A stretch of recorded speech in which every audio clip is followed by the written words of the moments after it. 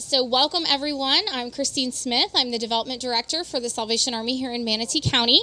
And to give us a few words of welcome and to get us started for today, I would like to introduce to you our Advisory Board Chairman, Mike McCoy.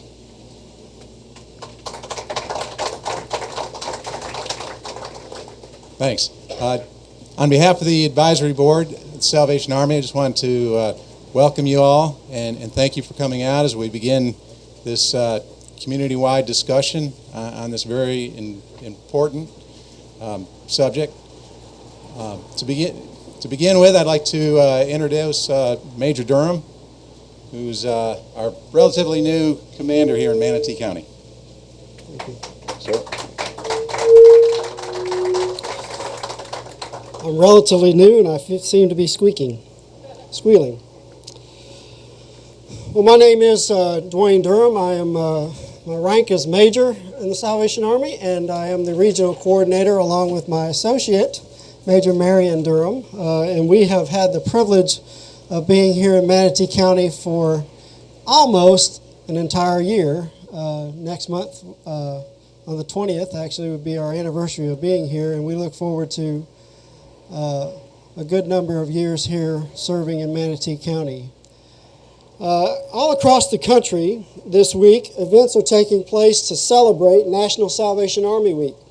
We are most grateful to the Mayor and the City Council for the proclamation that we received last week to celebrate that and commemorate that here locally. And on Tuesday, this Tuesday, we honored the work of the Salvation Army of the past as we set up outside the courthouse and passed out coffee, although we decided it should have been iced coffee, and donuts, just as the Donut Girls had done back in World War I.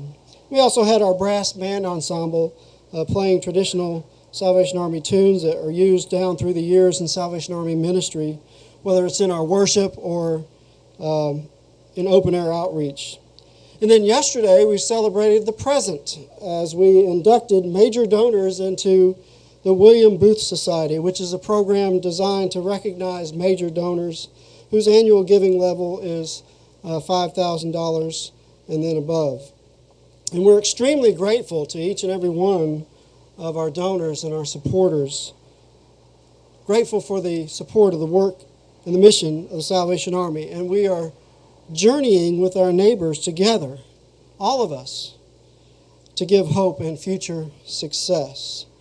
And that brings us to today. Today we focus on the future, which really is rooted in the past and the present when you think about it. And today we share what we envision the future may look like on the very property which we're meeting on today.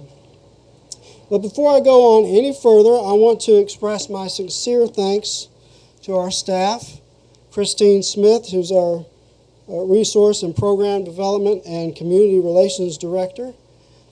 She's invested a lot of time and effort into planning this week's events. Julie Schauer and also her staff, Keith Seitz, Events Coordinator. He worked on the graphics and other things, logistics to make this week's events happen. And then also Julie Showers, our business administrator and program director. She oversees operations. Preston Vick, a program manager, and all of the staff that support, along with just a whole host, an army of folks who help to make all of this happen. So I thank each and every one of them for today and this week.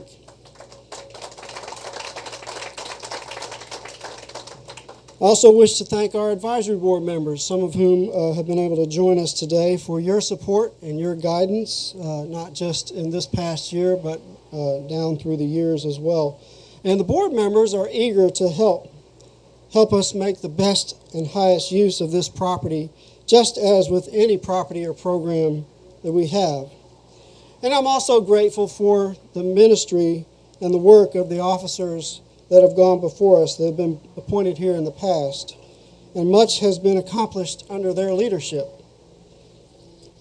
Now, earlier in the week, I was in a meeting that involved a presentation about health care. And in that meeting, it was shared with us that it is not inconceivable for a surgeon that could be in an entirely different city while operating on a patient with robotic technology. Wow. Think about that. Think about that advancement. Yet, while advancements like this are made, there are still some things that haven't changed. And as my wife and I took up this appointment as regional coordinators here, I reviewed the history of our work here as well, of course, as our current work that we're doing. And we're always seeking to do the most good in what we do, being good stewards of the resources entrusted to us.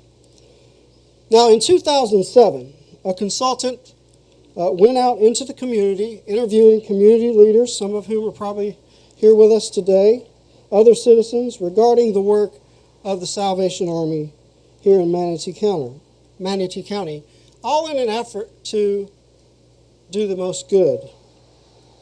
And as I've seen some of the recommendations from that study, I'm pleased to see some progress that has been made as a result of those recommendations, and that we're moving forward in a good and right direction.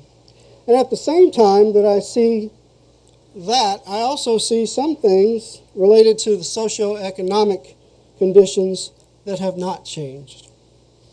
Two basic needs that were identified that remain the same today: the need for a livable wage and the need for affordable housing.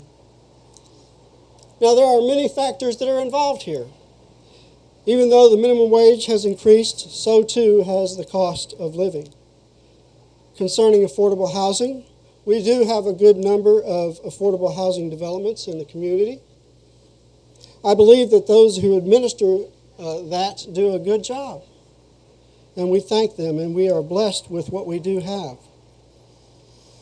We find that still doesn't seem to be enough, as there is an extremely long waiting list for that affordable housing.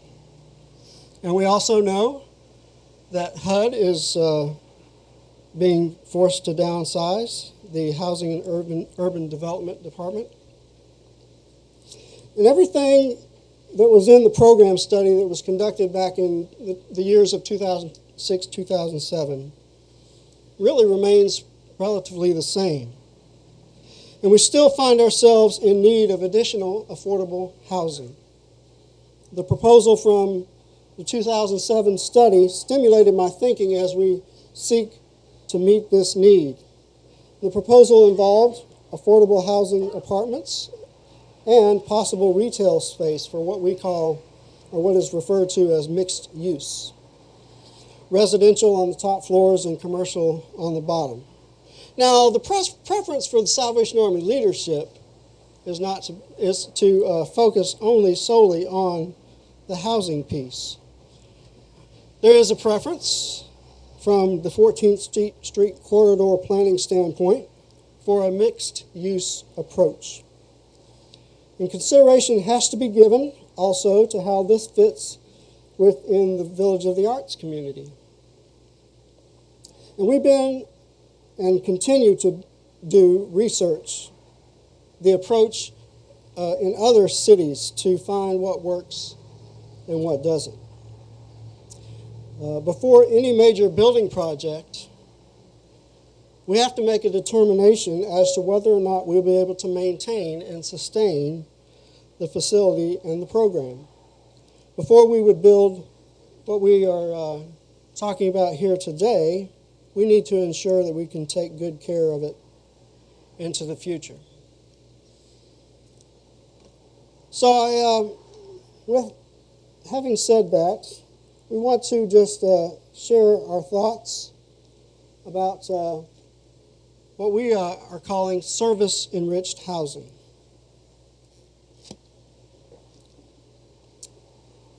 Now, this Service Enriched Housing,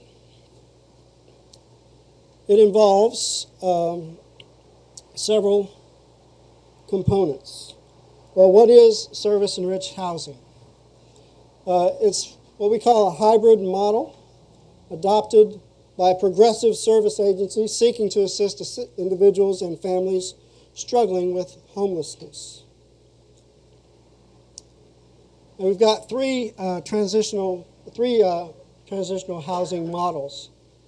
And you see those there where you have the transitional housing that you have people who usually stay between 12 and 18 months. There is requirement of participation in a transitional program, and there may or may not be a fee for that. And then on the right-hand side, the affordable housing model, that the participant would contribute 30% of the income and housing costs, and typically no established program required. And then the bottom one there is a housing model that is housing first, housing for chronically homeless, and at little to no cost, and there may be some services provided after the housing is secured. So those are three models, but how is service-enriched housing different from that? Well, it's a combination, really, of three models. Participants would live independently in affordable housing units, contributing up to 30% of their income to their stability.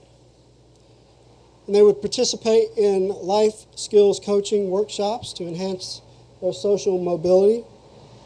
And the length of stay is determined on their progress and what their needs are. I mean, there's nothing different in that than what we do today, what we do on a daily basis. We meet with people, we see where they are in their situation, what the needs are, how we might help, what's the cause of these needs, what's brought them to the place where they are, and we journey with them to upward social mobility. I apologize for the little bugs that are flying around. I didn't arrange for that. So how does it work? We have our programs and services that we operate out of our current facilities here, which, by the way, a program study, a feasibility study would have been done back then before this was built to ensure that we were able to build it and then run it and operate it, and the community would support that. And that's why we have to have the very same approach for this. And so the participants enter an established facility here, and with our case managers, we develop and customize their plan, which is individualized. People have to really get this. It's individualized. What's your need? You may not need what the next person needs. So we try to meet what those needs are. So we begin working towards securing this service-enriched housing, which we are talking about perhaps being on this property right now, this property here. And there would be life skills coaching workshops. And we try to plug them in, just as we do now, into the various supportive programs and workshops and all those things that are needed for what we call upward social mobility. So then after securing the service-enriched housing, which would be here, they'd be living independently. There would be that up to 30% of the income.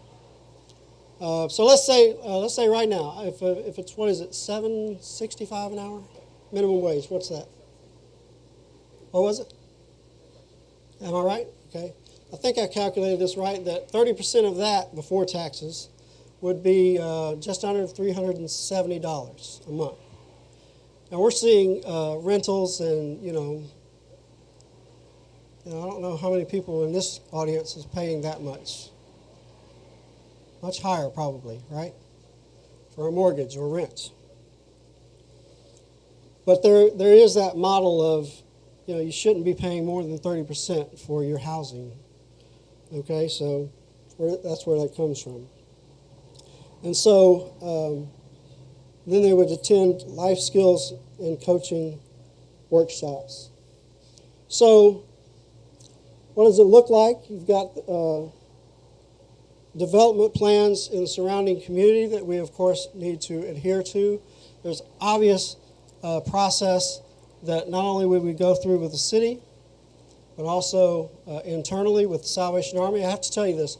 Salvation Army, in our headquarters level, conducts extensive research on properties, on materials. What's the least cost, the best cost-effective materials to use that you don't have to spend a lot of money to keep up, maintain, and all those things. So we do that, and then what would the design look like for approval through all of the channels that are required. Just to put this tent up today, by the way, if you need a fire extinguisher, there's one back there and there's one up here. So you have to have the permitting to put the tent up. You have to have fire marshal come out and check that out. So, just to put the tent up today, we go through that. And that's for safety. It's for your safety and my safety, excuse me. So there's that process we would go through for the design and function of the facility. And it could possibly look like, and we do have some renderings here. Please know that this is not exactly what it would look like. We don't have the drawings ourselves for what would be here. We do have some drawings and some pictures from other places just for a visual for us to look at today. And the possibility of office or retail or restaurant space on the first level, which is something that local officials and residents are really interested in. So we consider all of those aspects. So there you have that what that might include. Studio apartments, 2 and 3 bedroom apartments. A little courtyard for residents to be able to enjoy, laundry facility, all the things that you would need for living. We would try to make it as versatile as possible in terms of family size.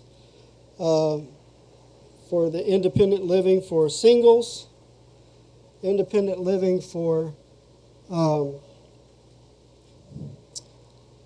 you'd have like a little kitchenette, a little smaller space, of course, for a single, and then for a 2-bedroom apartment, that's kind of like what that might look like, up to 1,000 square feet. Again, these are all things that are dictated by moving forward with planning, zoning, all those the proper channels, of course. A 3-bedroom for larger families, going up to 1,200 square feet. That's what that might look like. And so this is what's going on here locally. We have registered more than 1,500 homeless children in Manatee County schools. And when you think about, what that means, some might be living with relatives, some might be in a shelter, some might be perhaps even out on the street. Then we have over 13,000 new cases served by homeless service providers just in the past year. So that's just a little showing of how we've come to the conclusion, of course, that this is a need that we want to try to meet in our community. So the benefits, the community will offer additional substantial housing solution, families and individuals facing homelessness will have an opportunity for self-sufficiency, and we will offer individuals and families extended access to vital support services that promote long-term stability. Now, a question might be, well, why do you have to build it here? Why not go and build it in another location? And one of the main reasons that I would say that we want to do that here is because of the location. They're right here where our case managers are. The transition from the initial coming into our facilities would be very smooth. And there are other wonderful services, Turning Point just across here that people can go to, and other services right here in this local area. So it's a good location to just expand, enhance what we're doing. And so right now we're just going to open it up to ask you to share what your thoughts are or any questions that you may have. Major, how is this zone currently? How is it zoned currently? I didn't bring that with me. What is the wording for that zoning? Not quite sure. Is there anybody here from the city of Bradenton? Anybody here from the city of Bradenton? The mayor is inalterably opposed to anything the Salvation Army does here, and I could cite examples.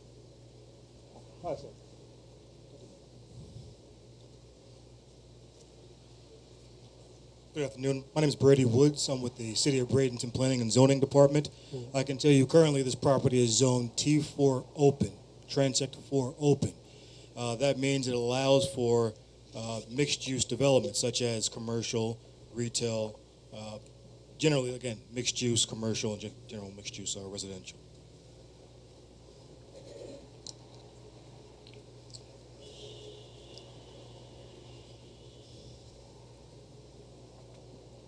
Major, it's not clear to me yet.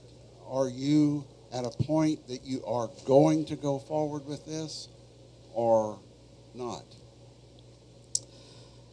I envision going forward with it. It requires additional going out into the community. The study has been done. I have to determine for sure that the study that was done just a few years ago is still accepted internally, and then moving forward to see what the possible resources, a capital campaign, definitely an endowment would have to be conducted to raise money to place it in an endowment to maintain the facility proposed. Any idea of a timeline? I could see it happening in 2 to 3 years to start building. I know that's not tomorrow, but we are where we are. One of I work, and others of us here, of course, in a variety of ways, seeking to provide services for the homeless. One of the things there's no question that transitional housing, or whatever title you use, is a tremendous need. What seems to be lacking is a unified plan in this county and city to address that. Now, if it is, somebody can enlighten me. I'm in favor of what you want to do. I wish you had a shorter timeline than that. We could fill it tonight. But I understand that you don't just snap your finger and things happen overnight. Mm-hmm. And I hope you will go forward with it. My only concern is it may be yet another individual attempt to deal with this. And I personally wish there were a way to take a more unified approach county and citywide. And again, somebody else may be able to speak to that.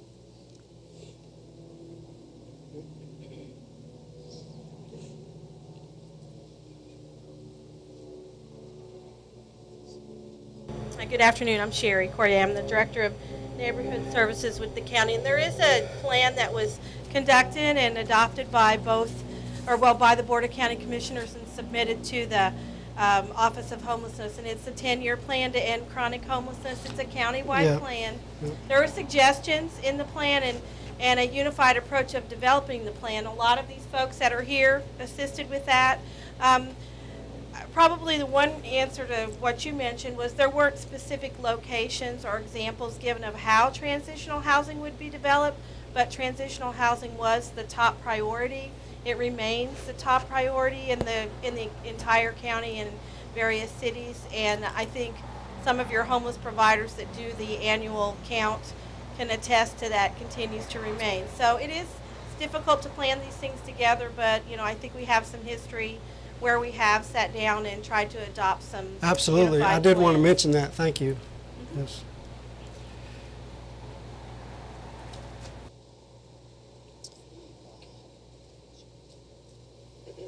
Just a quick follow-up building on that. It seems to me, it's already been noted that there will be opposition. You can count on that. It seems to me your case would be strengthened if it were a part of a larger plan with respecting all the appropriate boundaries. And so, again, I'm dreaming, I'm wishing, and I'm big on that and not on exactly how to do it. But I'd like to think under this tent there are others who have a passion for a more comprehensive. That's not to diminish the importance of this, but if you had it built today, it would only solve a part of the need. And you know that, and that's not a criticism. Anyway, it's just I think that your case would be strengthened if it were presented as one part of a larger comprehensive plan. And I will have to say this, is I haven't had the benefit of meeting personally with all the players involved yet in terms of meeting those needs. I know some of our staff has been able to meet with folks. But yes, a comprehensive, unified plan, obviously in any community, is what would be a great thing to have. My name is Patrick Roth. Excuse me, I got a little bit of laryngitis.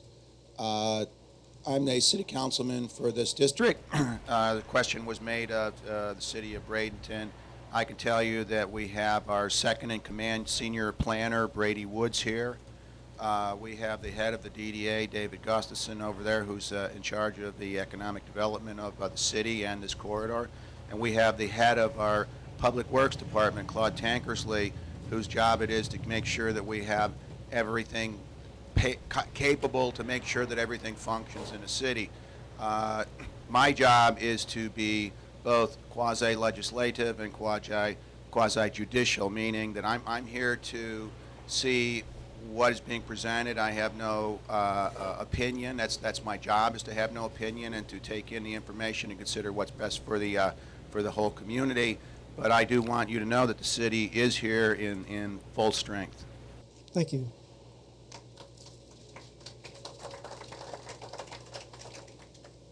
Question is, sitting here, I'm seeing land go a long way this way.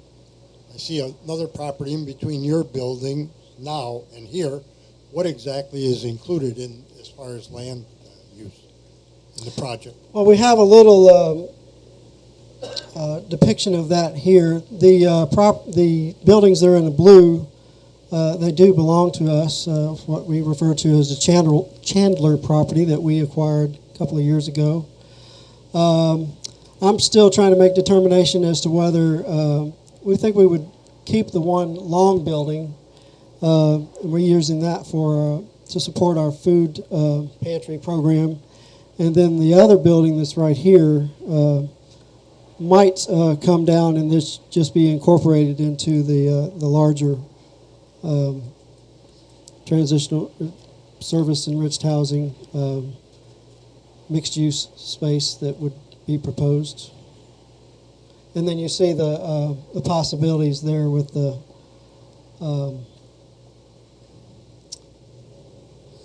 there's like 4 different sections right there. So if you want to come up and just look at that later. Anyone else? I'm Phil Brown from the United Way, just across the road. Thank you all for turning out. It sounds like, to the degree that we've done some planning and that we have comprehensive plans in our lives. We have a county plan, right? We have economic development plans. We have redevelopment plans that have, sounds like to a great degree, been integrated as best as is realistically possible for a community to do that. And that in that context, what's being proposed fits. And it sounded like in your presentation, Major, that you talked about accommodating issues that were raised in those plans. For example, the Village of the Arts, and accommodating that development work, which is in the planning stages. From a zoning point of view, it sounds like, we're not inconsistent with that, right? You've talked about the needs in our greater community. Yes, we all have issues with not having a fully developed, organized, fully aligned program over the next 20 years about how we're going to address homelessness in our community. That's true. It's also the way the world operates. So this opportunity sounds like you've carved out a piece that financially may be doable and fits with a lot of the other plans that we have developed. So my question is, what, from a financial point of view, in terms of building the building, right, do you all have the capacity to do that? At the present time, we have some finances to be able to put toward that. Okay.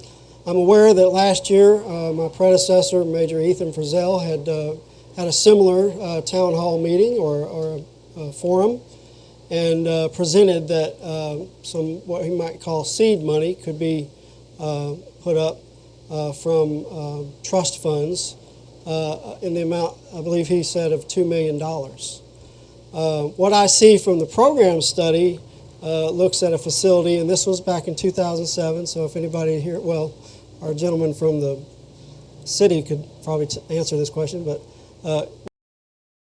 down from back in 2007, but that was $7.4 million for what I see in that program. So, and I just want to tell you this.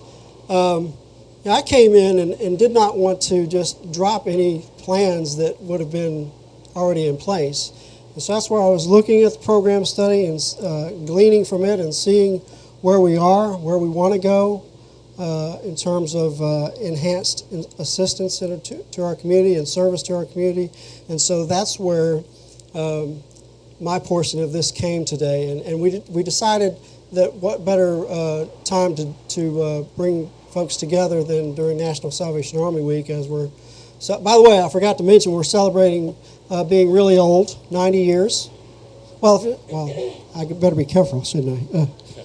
But no, 90 years old this year in the Salvation Army here in Manatee County, which we're very pleased with. And we know that we are not going to be sitting on our laurels on those 90 years of service. We're continuing to serve, and that's a part of this conversation today as well, how we can even do more so.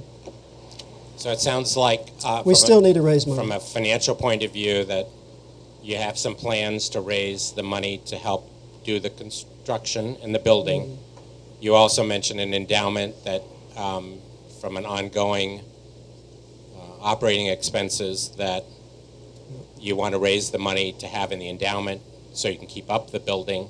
And it also sounds like the retail space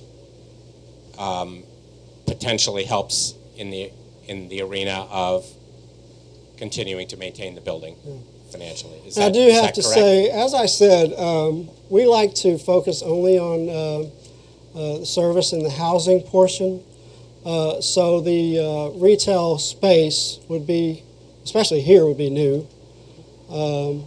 So those are issues that would need to be hammered out a little bit more internally with our headquarters. We're still determining if that has been received well, because we are the Salvation Army. We're not just Manatee County Salvation Army, but we're the Salvation Army, so we have that procedures and process that we go through through our chain of command as well.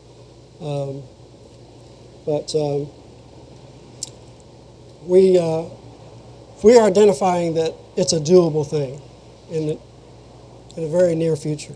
So my question Couple of for us, I guess, is what are the objections that individuals or organizations have with what's being proposed, either that you are aware of, or you mentioned that you knew an individual who was objecting. So what are those so that we can hear what they are? Some of us have pretty small minds.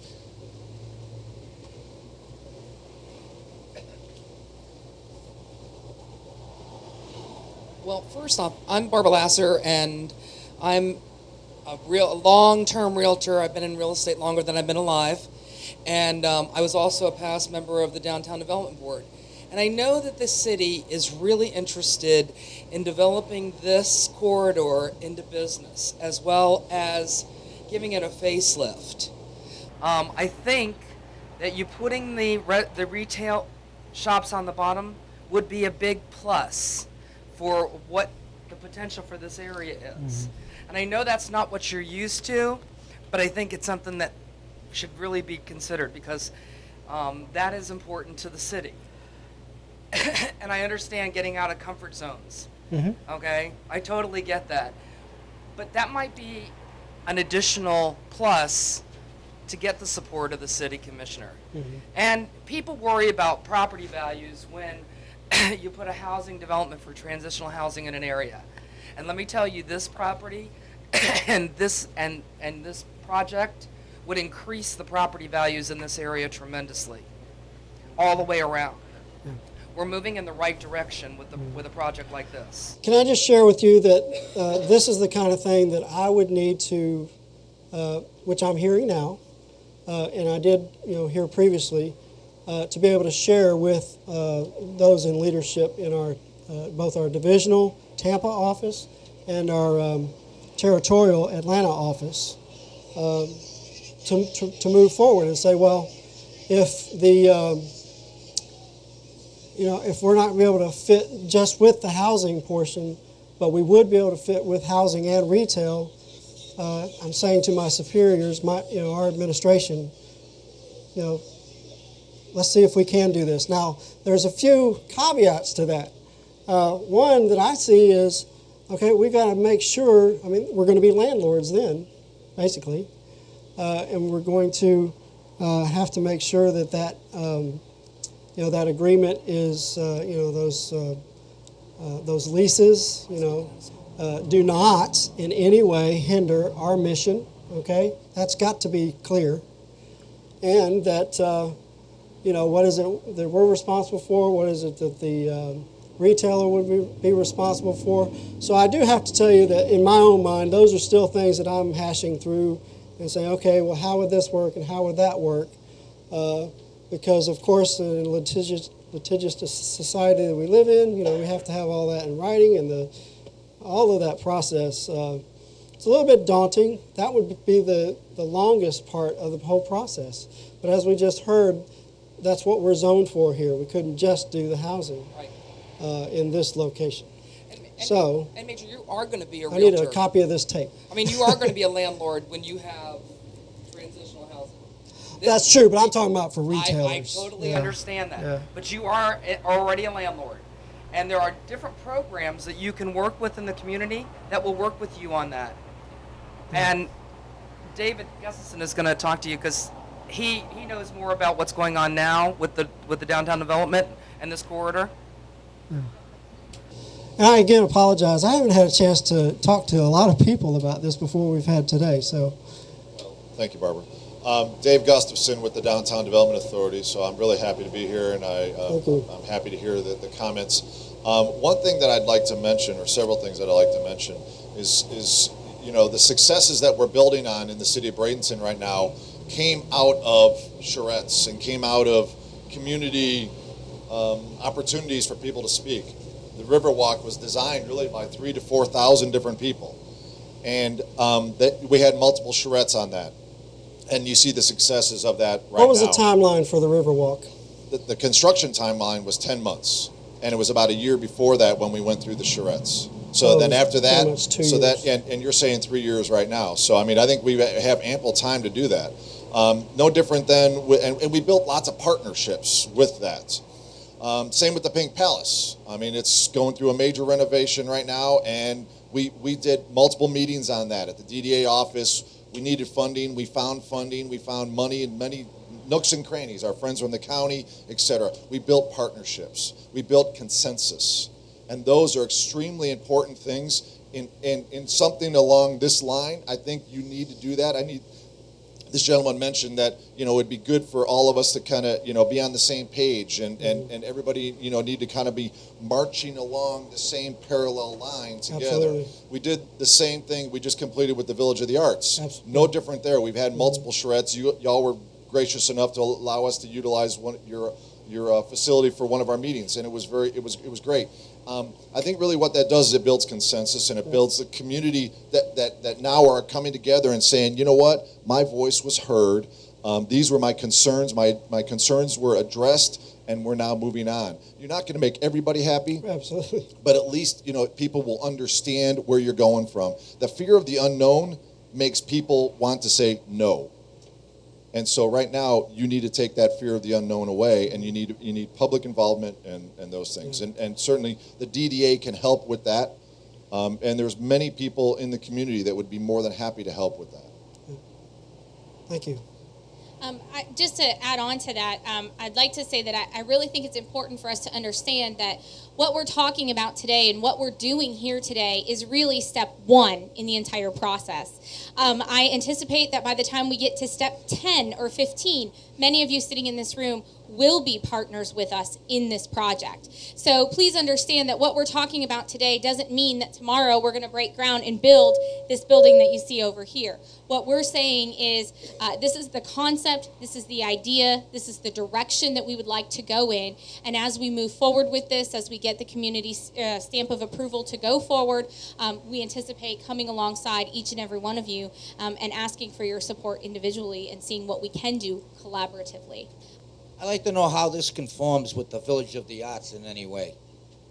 When we get to the phase of the project where we have to determine the design of the building, that will be a conversation that we will have with the city and the city planners and zoners and with David and the Downtown Development Authority to really see what's the design concept for the 14th Street corridor, and we will do our best to ensure that we come alongside and in line with that and complement it in every way that we possibly can. Hi, my name is Avery Burke. I work with Manatee Glens. I do homeless outreach. And to get to what you're saying about partners, we've done the 10-year plan. We've done the town home meeting with you guys, a year ago. Yeah.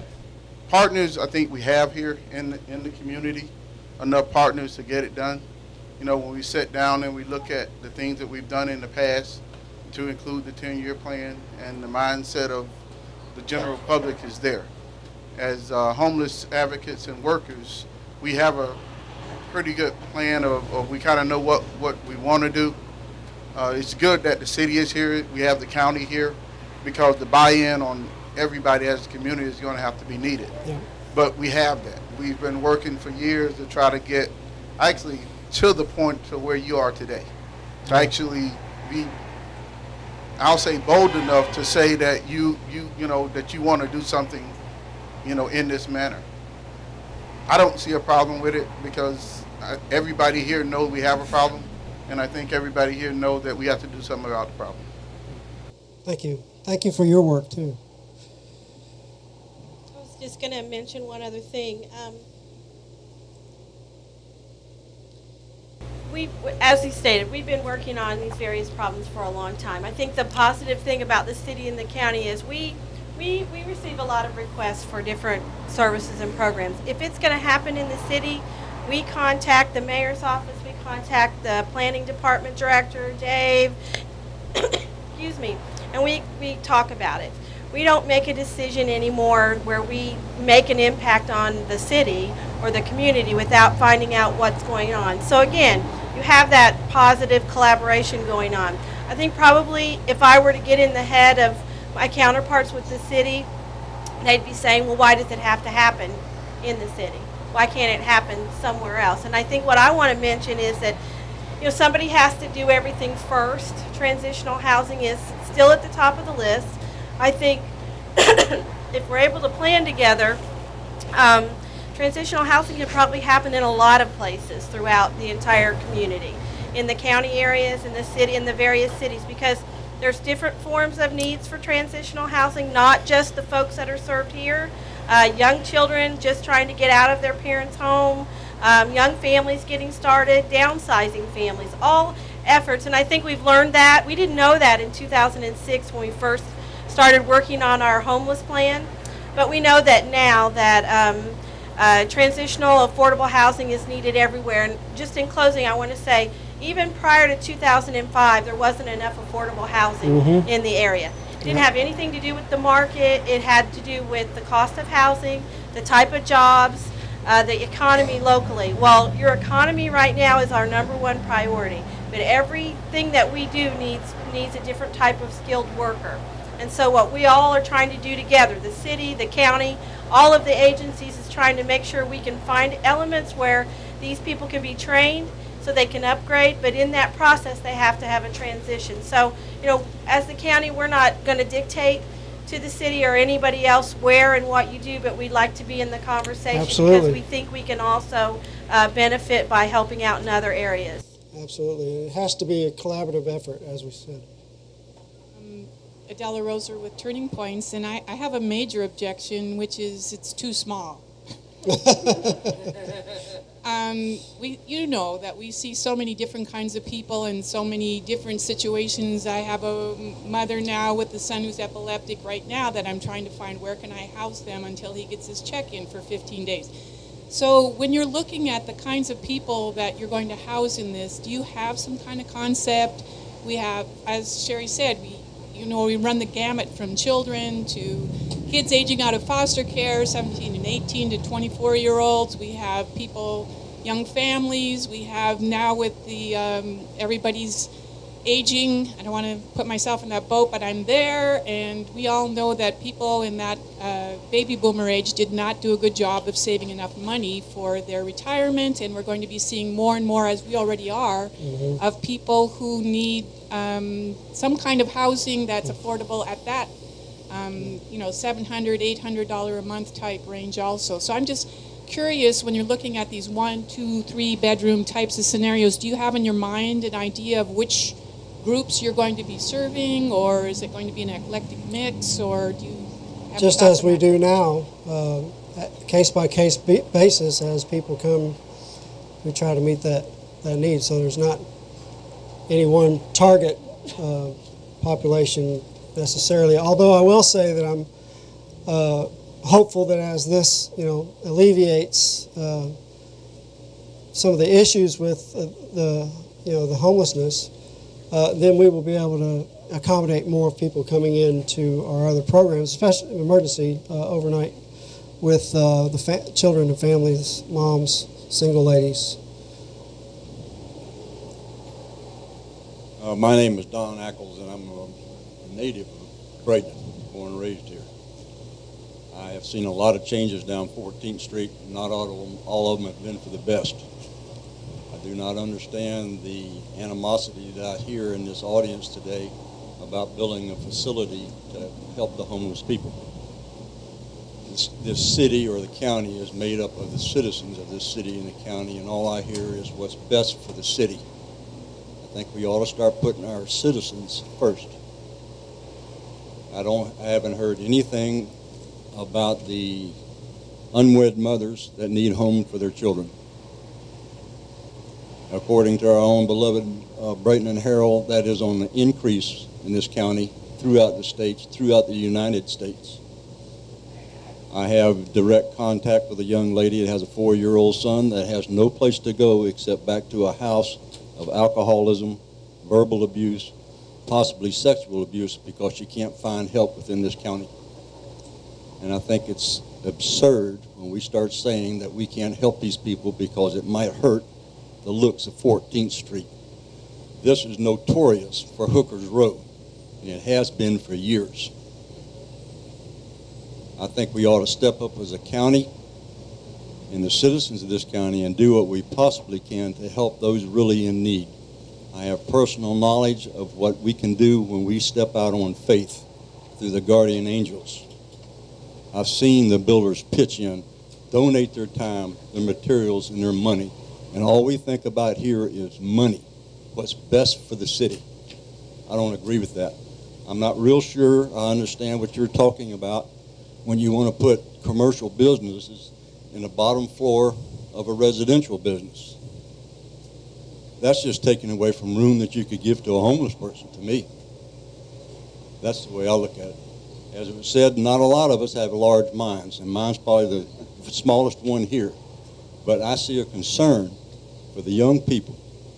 What are we teaching these children and these homeless mothers if we don't reach out and try to help them? We've got another generation of homeless people is what we have. And I think we ought to start stepping out on faith, get your plan together, and present it to the people that really count, are willing to help, and let's get together and go with it. Thank you.